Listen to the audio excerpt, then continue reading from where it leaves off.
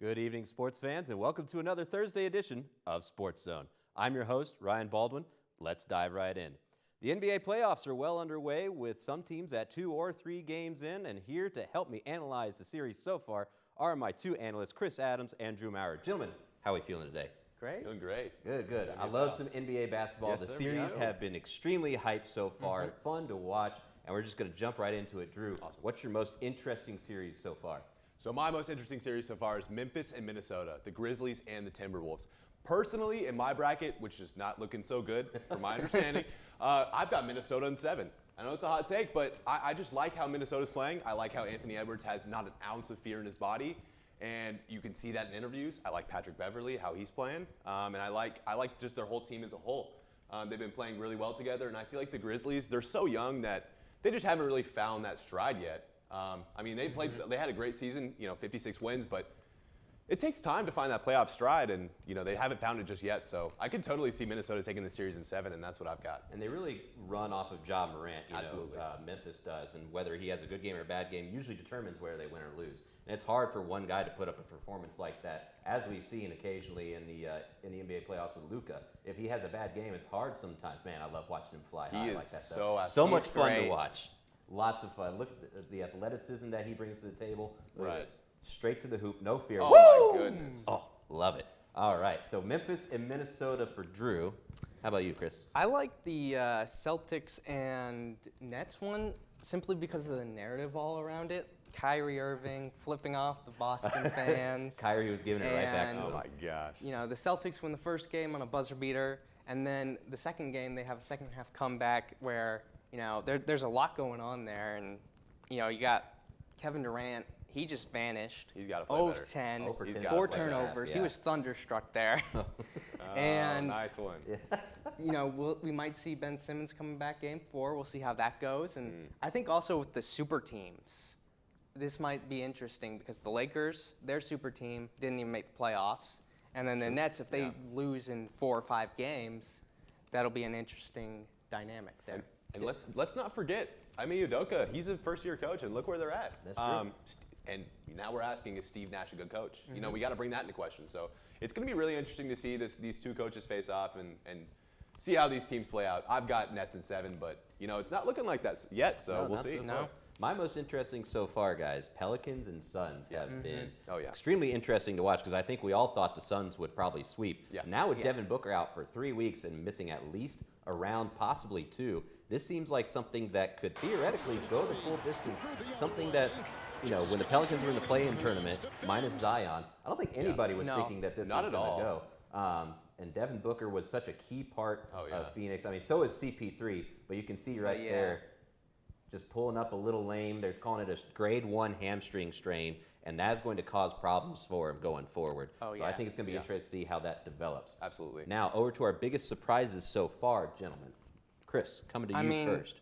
Yeah, the series you just mentioned, the Suns-Pelicans. I did not expect the Pelicans to be taking a game this early on in Phoenix. And now that Devin Booker's out, I think there's a legitimate chance that the Suns could lose this series because they're not as good without Devin Booker as they are with him, obviously. And he's their best scorer. So we'll see how they rebound and see if Chris Paul can provide that veteran leadership to help these guys get through that injury. He's going to have to take a lot more onto his shoulders. Drew, how about you? And like I was talking earlier with Chris, I think that the Brooklyn and Boston series has been the most surprising so far for me personally. I thought the Nets gave up a fight in the first game, right? But game 2, I didn't see any fight. I thought this game was going to be a fight to the finish, or this series was going to be a fight to the finish every single game, going to 7. Kind of how the Bucks and Nets were last year. So it's been a little surprising for me, at least last game, to see the Nets, crumble like they did. And in game 1, frankly, they were up for most of the game. So it's been really surprising for me to see. Granted, Boston is at home, but it's been really, shocking to see the Nets kind of fizzle out. Well, as we come up, we're getting a little bit closer to the second round, gentlemen. What are we thinking are series to watch, maybe kind of like the big things we should be looking for in the second round, Drew? For me, it's going to be the Miami Heat and the Philadelphia 76ers. For me, I believe that Miami and Philly will both sweep in the first round, so it's going to be really interesting to see 2 pretty refreshed teams come in and play each other. Now, for me, I have the 76ers going on an Eastern Conference Finals run and actually going to the finals. But it's going to be really interesting to see two teams that play pretty good defense square off, and Jimmy Butler's on a tear lately. True. So is Joel Embiid. We're just going to have to see how these teams square up, and I think that'll be a really, really interesting series. And in my opinion, whoever wins that series will go on and probably win the East. Well, don't forget to tune into the NBA playoffs. Of course, Game 3 between the Jazz and the Mavs is tonight. No Luka. Hopefully we can pull out a win. But don't go anywhere because there's another team in Dallas struggling. That's the Rangers. We're going to talk about it. Stay tuned. Sometimes we can do things that exclude others. You're still talking to your friends. It's complicated. I think he went back in. We gotta go get him. Welcome to Jumanji. Even the smallest words and actions can have a big effect on someone. You have the skills.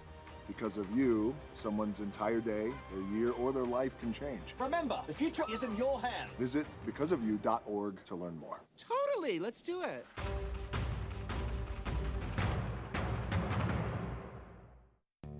Texas, where our pride, strength, and unity keep our spirits high as we march forward. Showing our pride by saying don't mess with Texas means we all gotta step up. Walk the walk, do our part to keep Texas clean and safe. Because after all these years, all these miles, all these traditions, for all of us Texans, including me, Matthew McConaughey, don't mess with Texas means don't litter. Dad, 1, 2, 3.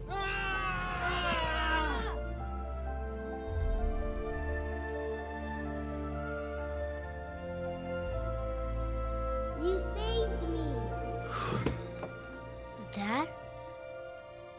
Are you okay? I'm fine, dear. Your hero needs you now, and AARP is here to help. Find the care guides you need at aarp.org/caregiving. Your voice, your vote. In our democracy, they matter and make our community and our country stronger. So make yours count. Get registered, learn the issues, know the candidates, and vote by or on November 3rd. Visit vote411.org for registration and election information. This message is furnished by the National Association of Broadcasters.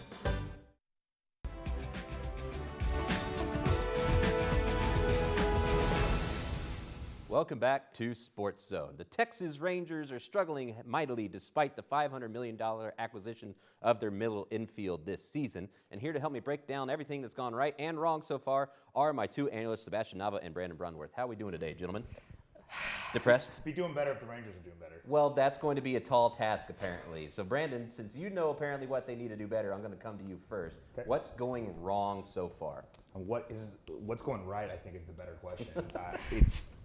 The bullpen is non-existent. So far, our hitting is subpar at best. And, we just don't even have any aces. It's everything, in my opinion. It's just depressing the fact that, we spent $500 million on, Corey Seager and Marcus Semien, and the best we could do for pitching was John Gray. I think that's more of the depressing thing. We spent $50 million on John Gray, and that has not worked out so far. No, and I think we really are kind of seeing that, in these games. The Texas Rangers have the worst ERA in the MLB and the worst on-base average, giving up the most home runs and the second most walks, hits, innings pitched, whip in the major leagues. It's really not looking good, and we knew this kind of going in, right? We really said that this was going to be difficult with this Rangers team that spent $500 million on a middle infield, but didn't back up their pitching. And to be fair, the middle infield has worked a little bit, but you're looking at average at best batting across the board. Well, see, even the middle infield's been a bit of a problem because, you look at Marcus Semien, you spent $300 million on him. He's batting under the Mendoza line. He's getting paid. Now, he, for his career, is always awful in April. So hold on some hope there, because the other thing is, too, is we knew it was going to be bad, right? But this is just worse, I think, than anybody could have imagined so far, and that's really the big issue. Even I was saying that they would probably not be last in the division and would be maybe like third, fourth, wouldn't be going for a playoff spot. But I don't think any of us imagined that we'd be giving up 6 earned runs a game. That's just earned runs. It's just the thing is, last night we gave up 4 runs, and that was our best pitching performance of the season. They didn't even have their manager there. He's out from COVID, and we still lost to them. It's really getting kind of depressing to be a Rangers fan. But is there anything that we're doing right so far, gentlemen, that you can kind of point at and go like, okay, maybe this is a stepping stone going forward? I mean, it's just, you have to understand that like what they did was a reverse build around, right? So we don't have the pitching right now, and they knew that. They knew that they didn't want anybody to target in the offseason. So knowing that, you just have to hope that the bats wake up and that our prospects come up and that we get somebody great in the offseason. I mean, that's where you hold the hope on to. It's just that our pitching right now, it's in the future. You know, obviously we have Cole Winn and Leiter, of course, Jack Leiter, you know, and down in, well, Jack Leiter's right now in single A, double A? Where's he starting at? Double A, I believe. He started in double A? So had a really great start, first start. Yeah, I mean, that's already better. Is there anything the Rangers or maybe any pitching that we're looking at now that could maybe fix an issue somewhere? Surely a bullpen player that maybe we trade for or can pick up, somebody waives them, anything we're looking at? You mean for this season right now? For this season There's not one single move you can make to fix this team, not even close. It's going to be multiple and it's going to take years. Because you need a staff. You can't just, like for pitching, you can't have one guy because one guy pitches every 5 days. Right now, nobody in our bullpen deserves to be in the majors, in my opinion. Ooh, harsh words. Okay, well, so y'all talked about the future then. Tell me, Sebastian, what does this timeline look like for success? Because we've obviously locked in Seager Semien for 10 years. We've made the moves, but what is, like, when can I expect some playoff baseball for my Rangers? I think you can expect it whenever we have those prospects come up. You know, like we mentioned, Cole Winn, Jack Leiter, and then, you know, Josh Jung is going to come up hopefully, you know, sometime next, maybe later on this year, depending on, you know, either this year or next year, depending on how quickly that torn labrum heals. Sure. So, you know, he just got to get rhythm back. He did really good in AAA, hit like 300. A little prediction here. It looks like some people are predicting 24-28 is the window of opportunity here. So I was kind of thinking around 3 to 5 years. I don't know about y'all, but that really seems like maybe we get some prospects. And, you know, honestly, going 2-9 right now, getting some extra top draft picks, it does suck as a fan, but you see that all the time when rebuilding. You'll see like teams, like how many years were the Suns at the bottom of the league? See, I was just about, you mentioned the Suns. This is baseball though. So True. The thing about it is, yeah, top pick's great, but unless you get a Leiter, you're looking at 4 or 5 years before you even see that player come up. At that point, the window might be gone with the pick we get right now in this year, you know? That's interesting. Yes. What do y'all think about the MLB draft as opposed to like the NFL and the NHL? I guess the NHL seems more like the MLB because a lot of the NHL and MLB stay in like the lower tiers for like 3-4 years at least before moving up into the NHL. Is that the MLB? Should more teams be taking a chance on that? Like right now, should the Rangers be taking more chances on young players? No. The thing that kind of sucks though is that, you know, you draft these high prospects coming out of high school or coming out of, you know, college, but then they're stuck in the minors for 4 years, and that gives them a lot of time to either develop. They become boom or bust in the minor leagues. Baseball is just a different monster than those other 3 major sports. They can come in and make an impact quicker. Baseball is just it purely just takes longer to come up in baseball than any other sport, really. I mean, it's just the truth of it. I wonder if it's just because there's that much of a jump in talent between It's exactly what it is. All right, well, we'll see if the Rangers can keep it up. Right now, it's not looking so good, but don't go anywhere because coming up next, the USFL is playing, and we're going to kind of take a look at that because I didn't know. Stay tuned. Beautiful hills and highways of green. Wouldn't it be better if they were clean? Only takes one person to make things right. So join hand in hand and protect our country's sides. One person starts and another follows through. Well, don't mess with Texas. He starts with you. I'm Whitney K. Lane. Remember, y'all, don't mess with Texas. Prescription drug pricing points to corporate Freedom of the press is about your right to know. and Clark sheer athleticism. It's about your right to be informed. Today, there are real threats to press freedom Reaching residential areas. and your right to know about the world around us. We must protect our right to know, no matter what kind of news is important to you. Before it's too late, understand the threats. ProtectPressFreedom.org. So, I'm kind of new here, but I've noticed a trend. My human does this funny thing where she goes around and gets all my toys, and then she hides them in that basket by the door. It's like, hello, that's where you put it last time. You were the worst at hide and go seek. Hi. You think you're probably sober? Yeah. But you're thinking about taking the back roads home just in case. Why would you do that? Probably okay isn't okay. Call a cab, a car, or a friend. Good choice.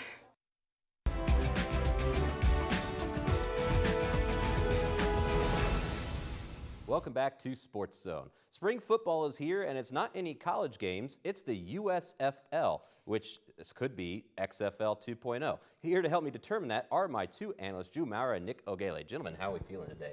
Doing good. I'm good. Thought I was going to be behind the desk, so here I am. Check out the attire. Man, that's actually some clean shoes right there. LeBron did it, so y'all can't really talk to me about it. Yeah, I mean, Skip was wearing tennis shoes behind the desk all day. It's just you never knew because he was behind the desk. Right. Anyway, oh yeah, nice. Yeah, get that zoom in on the shoes. Get the right knees. there. I ain't got too much for eyes. Oh, anyway, so yeah, that's how little we really know about the USFL and how many little people were watching it. Only 2 million viewers across all U.S. households last weekend during opening weekend. Now, to be fair, they did try and contend with NBA playoff basketball. Yeah. Not sure who made the call on that one, but gentlemen, what are your first thoughts here on the USFL? Very, very interesting. I mean, we look at last 2 years ago with the XFL. Kind of the same deal, but I felt like with the XFL, their feet were a little more firmly in the ground. They've had it before. They've had the USFL before, granted, 30 years ago, 40 years ago. But I just feel like they came in a little rusty. It was on. What's crazy is it was on NBC5, Fox 4, and it still didn't gain enough viewership just because people don't really know about it. They didn't really get it out there all that well. But watching the first few games, it's definitely a huge talent gap between the NFL and the XFL. And you look at all these players who you're like, oh, I recognize him. I remember him, Paxton Lynch, first round pick, and he's bad. And it's like, and it's just like, it's kind of hard to watch. So, Nick, do you think that this talent gap leads to maybe some, I don't know, like burnout? Because you've just gotten through the Super Bowl. Do you really want to watch like basically minor league football in the spring? Talent gap. I'm looking for the talent. I'm looking for the talent. Okay. You're assuming a lot right now. The quarterbacks are not they throw into the other teams a lot more than there's a lot of turnovers and everything. The quarterback play is lacking, and quarterback play nowadays is what drives the NFL. So in a passing league, talent ocean more. Talent, right. Talent a little bit less of a gap. Yeah. In a quarterback-driven league, it's hard to run a league that we expect to look like the NFL. Especially when they've put in some new rules like the double forward pass. As long as it's behind the line of scrimmage, you can do 2 forward passes. And that's the good thing about this league is that I believe it's a testing ground for things that will be used in the NFL. Well, as a testing ground, gentlemen, Nick, I'll come to you first. What do you think is the biggest, rule change that the NFL could maybe look at and maybe steal away from the USFL? Personally, that double forward pass rule is very interesting to me. I don't see something like that ever making it into the NFL. But, I mean, we have plenty of time. We got more rules to look at and everything like that. So that's why I think it serves a good purpose. Drew, what do you think? What's the biggest rule change that could be interesting? I'm going to have to agree with that one. That one's interesting. You think of Madden 22, the yard, and how you can do that backward pass. That's what I think of. And I think that's so neat. Like, the NFL is so rigid, and so I feel like only a handful of teams, the 49ers, the Cowboys, run those special plays. And it's the same plays every play, Same, and I didn't even see any teams do it. Yeah. In the USFL, so they're instituting all these rules. It's cool, but none of the teams are doing it because none of the players are able to, they're not able to learn. They had 3 weeks to learn the plays, and just don't have enough time. And it's going to take time. I've got a couple other rule changes that I want to get y'all's opinions on. Sure. Okay. So in overtime, they're doing it sort of similar to a college, but they've also kind of hybridized it from a shootout in like hockey or penalty kicks. So basically, they alternate 2-point conversions, and it's whoever wins the best 2 out of 3, and then sudden death after that if they're still tied. So if you get the first 2 and you stop your opponent on 1, then you've got, or you stop your opponent on both, then you got them. So it's 2-0. So what do y'all think of that overtime rule versus the current NFL overtime rules? Personally, the current NFL overtime rules are perfectly fine to me. I understand people want to see more. They want to see more play from both teams. The other quarterback needs to get out there. Understand everybody's upset, up in arms. Win the game in regulation. That's all I'm saying. And another thing, if you're going to change an overtime rule, make it the rule that the Titans proposed. I like that rule a lot. They said that team, whoever gets the ball first, if they score, the other team gets an opportunity to score. Yeah. And if they score, then it goes back to them, and then it's over. So then both quarterbacks have gotten a chance to be out there. When are we going to put it on defense? Defense can't get a chance to shine or anything like that. So that's what it comes down to eventually. I think if it's a team game that gets you to overtime, it's a team game that should win in overtime. Your offense and your defense should be out there. So, Drew, I'm going to get your opinion on this one real quick. The opportunity for a 3-point conversion on a 1-play attempt from the 10-yard line. Hot or not? Now again, obviously I play Madden. I'm gonna bring up the yard again. You can do that in the yard, and the yard is a lot of fun. It makes football more fun, it makes it more casual, and I think that's what, football is all about. I feel like the NFL is, like I said, very rigid, very sticking to the script, sticking to the rules. I think maybe getting out there like the USFL was trying to do and mix it up a little bit, make it a little more fun, make it a little more casual. I really like that. I think the three-point conversion, I think that's pretty cool. Nobody plays the yard. I play the yard. And the rule change they don't need to implement is chicken salad over pizza. Apparently that's the rule. Goodness, there was a rule where somebody got kicked off a team because they wanted pizza over chicken salad, and I don't think that rule will be adopted into the NFL, Jim. I don't think so. I'm not so sure. Really quickly, give me a quick prediction. How many years do you think this will last? Really quick. A year? Give me 6 months. 6 months. 6 months. Wow, give me 3 years. I think they'll give it a little bit. I think it's on major broadcasting networks. I don't see why it won't float a little longer. I don't know. We'll see about that one, gentlemen. Well, don't go anywhere. Coming up next, we got to take a look at some of the sports that don't get as much coverage around UNT. Stay tuned. This new mom is struggling to get the skates just right. Now she's holding on for dear life. You don't have to be perfect to be a perfect parent. Thousands of siblings in foster care will take you just as you are.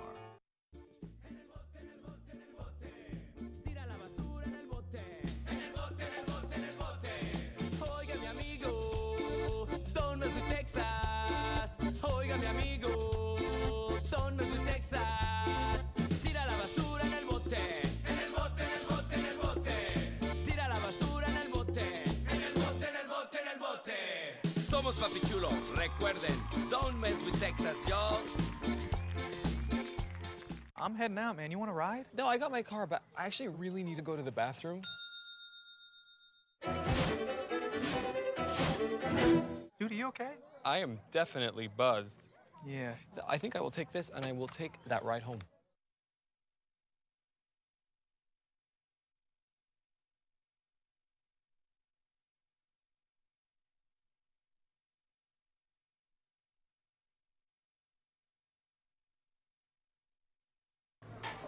Put the keys down, Kevin. But I'm gonna drive home. There are several warning signs present that you shouldn't be driving. I've taken 25 selfies in the last 10 minutes. 26. Yep, I'm definitely gonna call a ride home.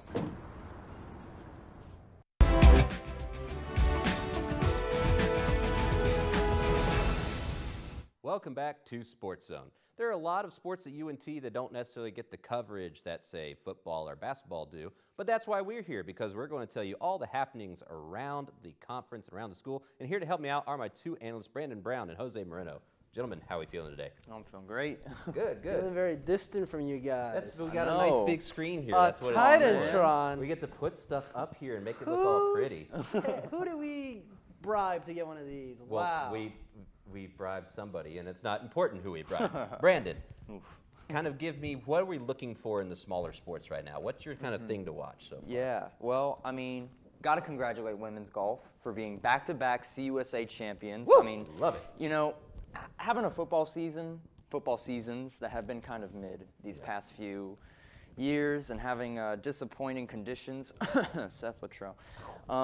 This is kind of a W, you know, being able to root for a sport that's like back-to-back CUSA champs, being able to feel like on top of the game again, that's been really awesome to watch. I do, yeah, and Audrey Tan also, don't forget, winning the individual CUSA tournament for women's golf.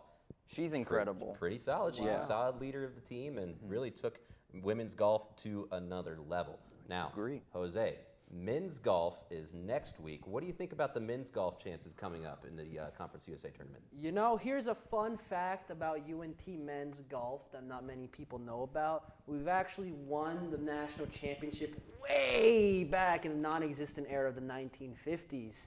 Won it 3 years, I think 60s or 50s, won it 3 years back to back. What? Being one of the most successful, God, this is weird. Not back to back, but close to being like that. One of the most successful golf teams of all time. This is a random fact that I learned upon when I was trying to get into UNT and I wanted to just be a kiss up. But UNT golf, it's back, baby! Golf! Everyone's favorite sport. I used to play when I was a kid. I was quite the pro. I lost in all of my tournaments in the first game. Even if I had a partner, I would still lose. Yes, a partner, as in too many kids signed up, so they had them on the same team hitting the same ball. but I love golf. So Yeah. you're gonna see me doing golf commentary if this station loves me enough, because I would love to do that. Okay. Why not? Get Jose on UNT Golf. Sign my petition that I will be lobbying sooner or later in the literal TV building lobby. Okay, side tangent. Golf, easiest thing to broadcast for play-by-play, easiest sport? I think it's up there, right? I think baseball is, because all you got to do is say, oh, there's the ball, and he hits it, No, and he because you got to catches it. fill like 3 hours of time. Yeah, but people watch it mute. I mean, you don't watch baseball with the volume up, do you? I would say people watch even more. I watch golf with the volume up. I've watched golf to take a nap. I just want to say golf, right? I watch it. Maybe I know all the rules, maybe I don't. Yeah. But hey, it's a really relaxing game. You know what? A lot of people will not have the balls to talk about golf on today's show. I'm having a lot. Yeah, golf is great, and I'm excited for UNT Golf, and I'm gonna say it. Yeah. And this is not an ironic thing. The golf team is just as worthy as being here as any other team. I love watching our golf team because they're actually really good. No, they are. Like we had an Olympian. They're still going good. We had an Olympian on our golf team. Yes, we had an Olympian. Yeah, from Why are Columbia, we not advertising golf here? Yeah. But football? We're trying to spend way too much money on football and not capitalizing as much on Dude, golf. if we beat SMU in golf this year, that's a bigger dub than beating them in football, because SMU is like the land of rich people. I mean, what's golf for? Rich people. So if UNT beats them at that, I mean, we're beating them at their own game. It's like beating the aristocrats at like being rich, So it's like we're doing it. I got UNT Golf going all the way this year, winning the national championship one more time, maybe continuing our legacy that we used to have. Congrats to women's as well. I think women's can go 3 years in a row. I would not be surprised, dude. Also, while we're at it, women's rugby. My sister played for them. They're really good as well. Yeah, I didn't have that one. Yeah, rugby's also. Can we pull up at the the rugby school. highlights? We offer rugby. If you guys have rugby highlights with my sister, that'd be amazing. But you probably don't. But yeah, the rugby team here is also really good. Okay. Track and field. I mean, Track and field. Do we have a wrestling team? I actually don't. Not a. Then if I'm it's a gonna club lobby wrestling. for a wrestling team, and not any normal wrestling team, a professional wrestling team. Well, since you mentioned track and field, let me hit on a couple of things because they did. Victor Neva set a 10,000 meter school record. That is Eagle excellence. Absolutely. Yeah. And then the men's 4x100 won in their California wrap around last weekend. And then, of course, California? We went to California. We went to California, Beach, and we beat those Californians in their own crummy state. UNT! UNT! UNT! Oh, and then really quickly, of course, because this kind of combines all the sports, we had 71 commissioners' athletic medals go out, or academic medals, excuse me. So not only are we killing it on the field, but we are killing it in the classroom. We're smart. And you know what? No cheating classes. These guys are actual geniuses. UNT's full of genius athletes. That'll do it for us here on the Thursday episode of Sports Zone. You can catch us on Frontier 46, Charter 192, YouTube, and Facebook. Thank you very much. We'll see you next Thursday, but don't go anywhere because NTTV Nightly News is coming up next. Oh, what'd you hit?